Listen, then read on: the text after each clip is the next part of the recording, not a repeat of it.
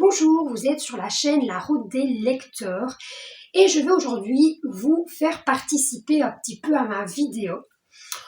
En effet, j'ai décidé tous les 2 mois, plus ou moins, de vous présenter une sélection de ma pile à lire, une sélection de 3 romans qui traînent depuis un moment ou tout simplement qui me font extrêmement envie et dont j'ai envie que vous votiez pour celui que je dois lire dans les 2 mois. Donc c'est-à-dire que je vais vous présenter 3 romans et je mettrai en barre d'infos Google Form où vous devrez voter pour un des 3 romans, seulement un sur les 3. Et donc je vais devoir le lire pour fin janvier environ. Donc vous avez une semaine pour participer, puisqu'après les votes seront clôturés et je déciderai lequel je lirai,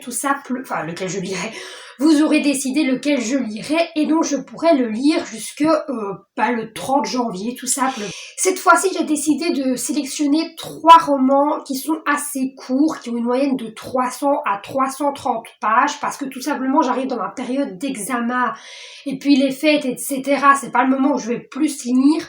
Et donc, je me suis dit qu'un petit roman, ça pouvait être bien. Donc, j'en ai sélectionné 3, comme je vous ai dit. Et donc, je vais vous les présenter. Lisent et boivent du café de Agnès Martin-Lugan, chez les éditions Pocket.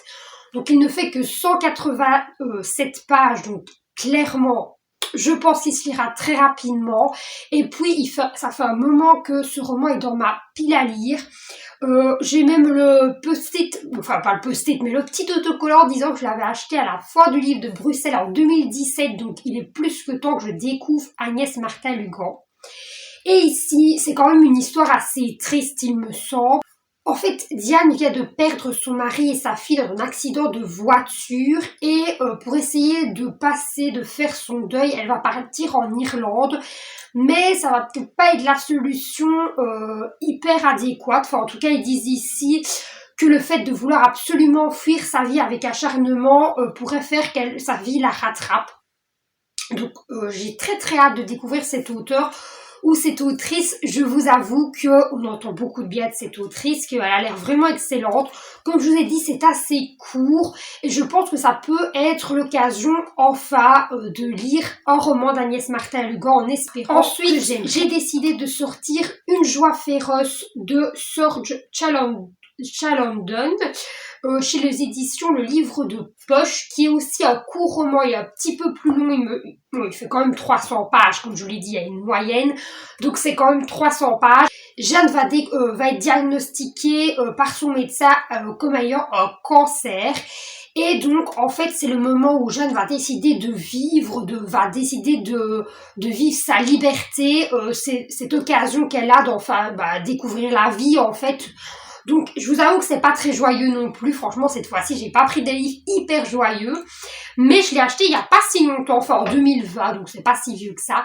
Et j'ai très très hâte de découvrir. Et le dernier, je l'ai acheté dernièrement. En fait, c'est un dernier achat c'est un de mes derniers achats Belgique Loisirs.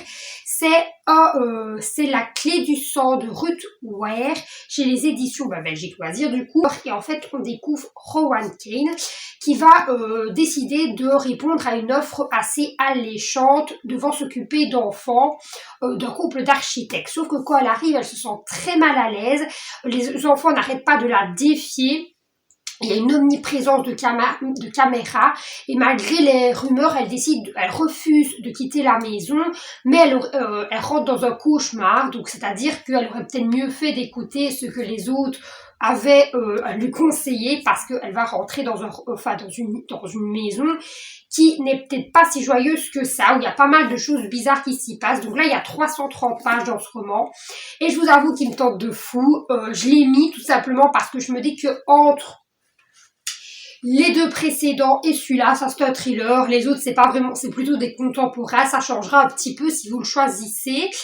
Et donc voilà, vous avez le choix entre ces 3-là. Donc je répète, il y a Les gens heureux, lisent et boivent du café. Il y a Une joie féroce et il y a La clé du sang. Donc je pense que c'est une sélection qui potentiellement me plaît énormément. J'espère que vous aussi ça vous plaît énormément. Je pense que le concept peut vraiment être chouette.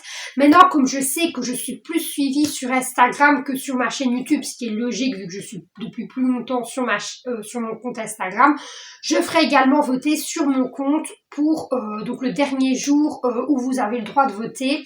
Je ferai un sondage en story pour que vous puissiez, que les personnes de mon compte Instagram puissent aussi voter. Comme ça, on saura qui sortira gagnant et qui je lirai entre mi-décembre et fin janvier. C'est pas exactement 2 mois, mais je pense que 300 pages est tout à fait faisable.